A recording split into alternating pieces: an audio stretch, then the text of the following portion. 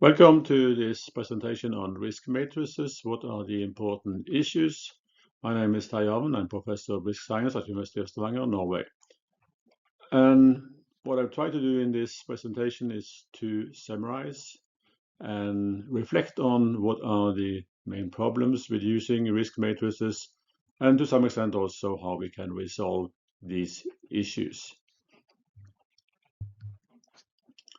As we know, there are different types of risk matrices. They're all about these two dimensions, likelihood and impact and consequences. And there can be 3 categories, 4 categories, or 5 categories on each. Typically, there are 5.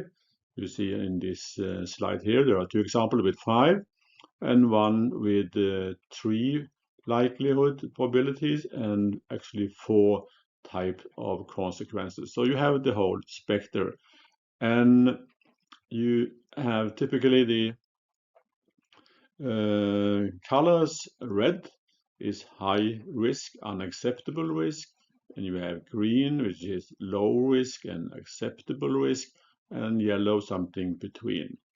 And there are different systems linked to how you are valuing, giving weight to the different aspects, as you see in these examples, with some scoring systems for the impact and likelihood categories. And it's a common perspective in many of these to also to refer to that the risk level is actually provided, given by the product of probability and impact, as you see in this slide. Here's another example of a risk matrix with also specific probability numbers. There are some intervals for the probabilities, and then you have some consequences, which is here qualitative, but they can also be quantitative, and with some specification, what small means, what moderate means, and so forth.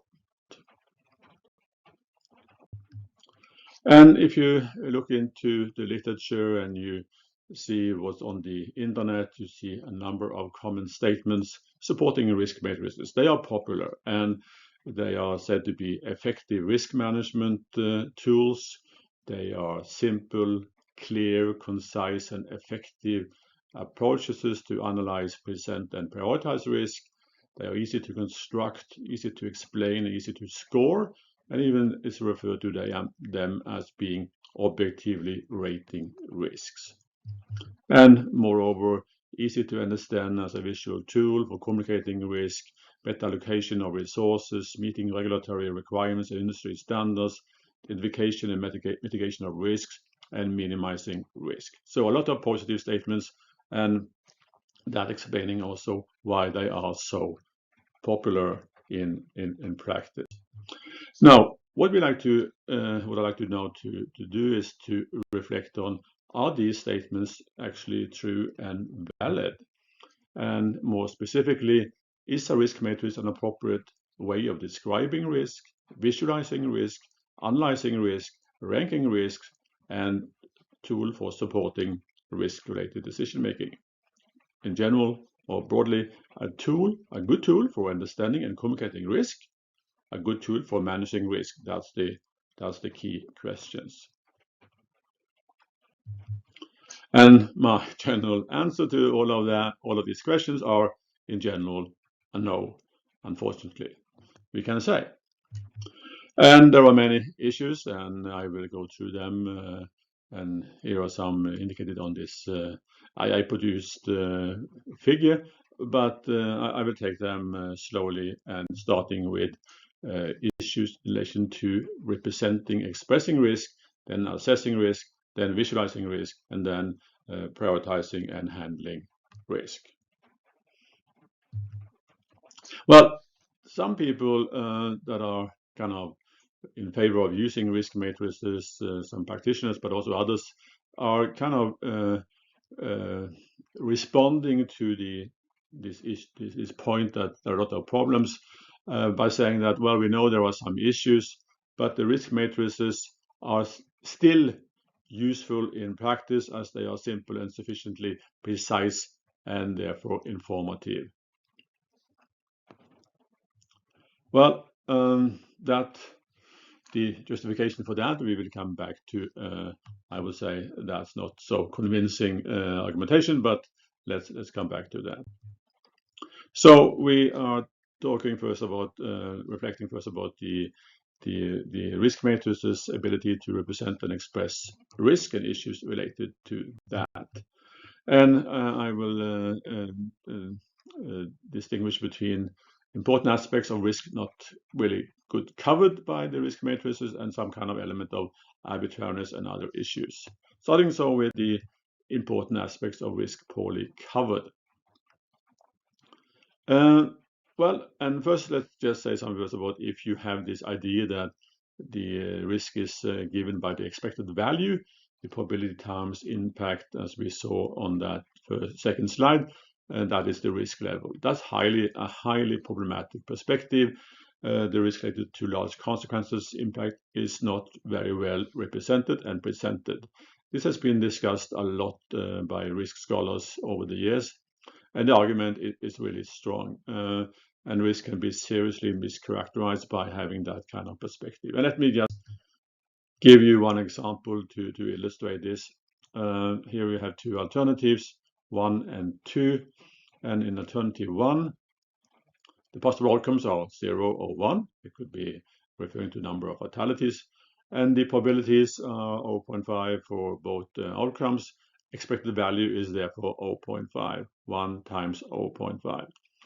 Now, alternative 2 has 3 possible outcomes, 0, 1, and 100. And the probabilities for 1 is 40%, and for 100 it is 0.1%. Again, giving this expected value equal to 0.5. So, if risk is given by the expected values, these two examples have the same risk level. And certainly that makes no sense.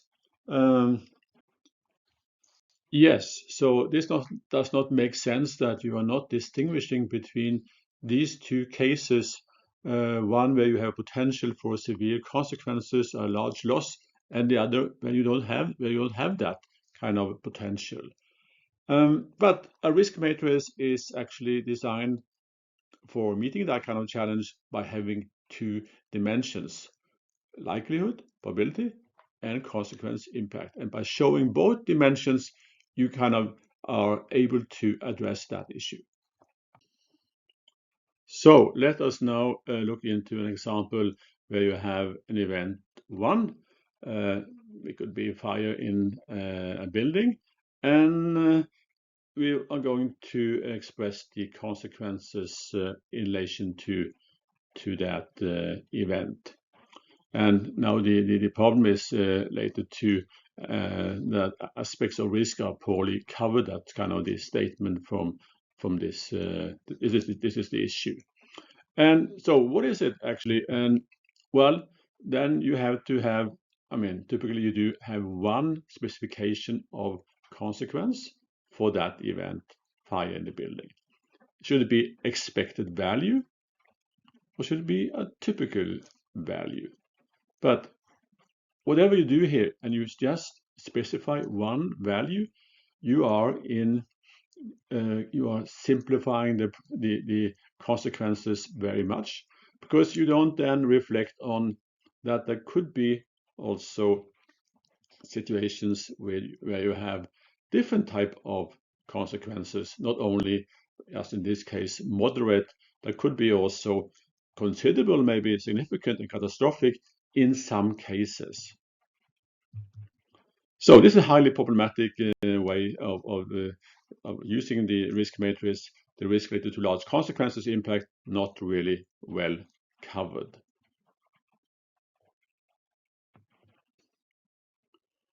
So can this problem be fixed? That's the question. Yes, it can be solved quite easily by looking into the consequences linked to that event. So think about the example with possible outcomes 0, 1, and 100. And then we will look into the two cases with 1 fatality and with 100 fatalities. And we get, as you see on the figure, in the table, event 1 with this consequence, 1 fatality, and then event 1 with 100 fatalities, and then we will specify a probability for these two type of events. So we have basically one event for each consequence category. More work, slightly more work, more extensive, but also more informative. Okay, but there is also one more important issue. I mean, you can solve that, the first problem. There's also one important issue linked to uncertainty and knowledge support. And so again, let's go to this example. You have event 1 with this consequence, and you have assigned that. The issue is that these judgments, these probabilities, and also the consequence numbers that you are referring to, 100 and 1, can have different knowledge evidence support that relates to data, information, the models you're using, the analysis actually that you have used in order to come up with these judgments. And how do you deal with that? One way of dealing with that is to have an extended risk matrix trying to reflect on that by having specification or judgment of how strong that knowledge is that is supporting the probability statements. And in this example, you see, for example, here on the event to the left here, it is this in consequence category moderate. It is having a weak knowledge support that judgment that is given there. Okay, and so this is an issue, and this is a way of trying to handle that problem. Okay, so let's go to the issue about arbitrariness and other similar type of issues. And there are many type of these issues. Let's first consider the issue about qualitative categories. I mean, we have seen from the various examples, for example, the consequences here: small, moderate, considerable, significant, catastrophic. What is that? And there can be different interpretations of that, surely, and different people can interpret it differently, and that leads to some kind of arbitrariness. Also, there are different interpretations of the probability numbers. What does it mean? And then we're into judgments in relation to if it's a way of expressing uncertainty, degree of belief, or is it some frequentist type of probability? And that can also, again, lead to people interpreting this differently, and it can also lead to some kind of arbitrariness in the assignment of the numbers, depending on how you interpret these numbers. In the example you see here on the right side, the question is, you have the consequence category, and when you are assigning the probability, is the probability then related to the fire in the building without having specified the consequences, or is it linked to a particular consequence? For example, that kind of typical value that I was referring to earlier. Well, that's not clear, and different people can have different interpretations of that, and leading to some inconsistencies and arbitrariness in the assignments. Here's another issue related to that. You have to specify these probabilities in relation to a certain interval. If you have a time interval of 10 years, maybe that event is considered probable. if the time interval is year, it's possible. And if you think about the area where you have these fires, if all buildings in the area, maybe you have a judgment of probable or possible according to this scheme. But if you think about one particular building, it would be probably improbable. So the context, the problem is that by having this kind of predefined categories, the context is really not reflected, and that is problematic. And you can, in a way, by scaling and the way you define things, making things influencing the seriousness of the risk produced. And also, if you look at these numbers that are used in the risk matrices here, we have C1, 4, 6, 10, 2, 5. These numbers are really not justified. They are really arbitrary, and that is really concerning in relation to what we should use these results, how we should use these results. Okay, then we come to assessing risk and issues related to that, and risk matrices cannot actually be very much used for studying factors, mechanisms that are influencing risk. It's more about the risk characterization and presenting the risk. It's not about underlying factors and helping you to find measures to reduce risk. That's not the tool. Risk matrix is not very useful for that. But it can be kind of very informative and illustrate changes in the risk by, for example, you have a risk reducing measures considered, and that measure affect risk in a way like this. The probability for event 1 go down 2 categories. So that is kind of informative way of characterizing the effect of that risk reducing measure. But here you have to be very careful in relation to how some risk matrices are designed and used. Remember these systems, these matrices, when we have these numbers and you have multiplied the frequency with the consequences and get some numbers, as you see in this example here. And here you have you're considering 2 measures. And in the first one, you have a difference for 4 by going from 16 to 12 points by that risk reducing measure. And the other example, there you have a difference 5. So go from 10 to 5 using this scoring system. So seemingly that the alternative 2 here is the best because you reduce risk by 5 points and not 4. But if you introduce another type of scheme with frequency numbers that are real and the number of fatalities and not the scoring systems, and take that kind of average for each category and multiply, and then you will see you get a completely different kind of scores. In the first case, alternative, you now have a difference on 117 points, and in the other case you have 3.6.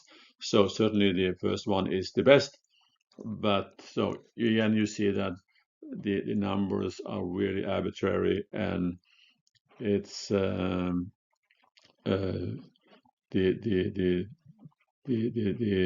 arbitrariness is really considerable and should not really be used for analysis of this type at all. It doesn't make sense. It's just a number game, you can say. So come to the visualizing of risk, and then, well, the selling point is that it's attractive to present risk using the colors red, yellow, green, such that one can easily see what risks that are big, small, and so forth, and if risk is acceptable or not. That's what you like to see. Well, yes, and you look at that, it's kind of it looks nice with this. Okay, the risk is in that area. This is not good. It's high. It all looks good. But then I would say then, how can that be attractive when risk is mischaracterized and there's a lot of arbitrariness and the risk rankings and the priorities are misleading? Well, we have already looked into that, and I would like to follow that up in the next part, prioritizing and handling risk. So if you have a case where you have, for example, come up to the conclusion that risk event A is in category with severity 2 and likelihood 2, so we give a score of 4. But it may be that the risk matrix can mislead the decision maker.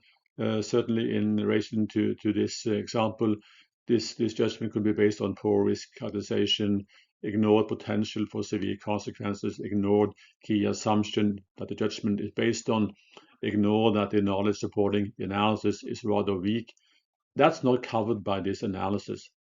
So in that sense, you can have really misled the decision maker in just by using that kind of approach.